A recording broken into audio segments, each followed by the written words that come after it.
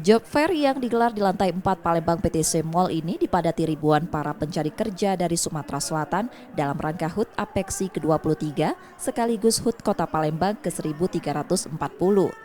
Wali Kota Palembang Harnojoyo menerangkan Job Fair 2023 ini untuk memberi kesempatan para pencari kerja mendapatkan pekerjaan dan sebaliknya melibatkan 45 stan perusahaan dengan 1.500 lowongan. Salah satunya ini kita lakukan.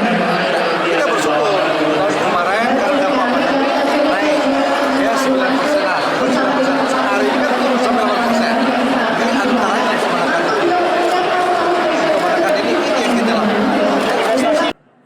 Harnojoyo menyebut pengangguran yang terjadi saat ini disebabkan ketidakseimbangan persediaan dan kebutuhan tenaga kerja dari kualitas maupun kuantitas yang dibutuhkan pasar kerja.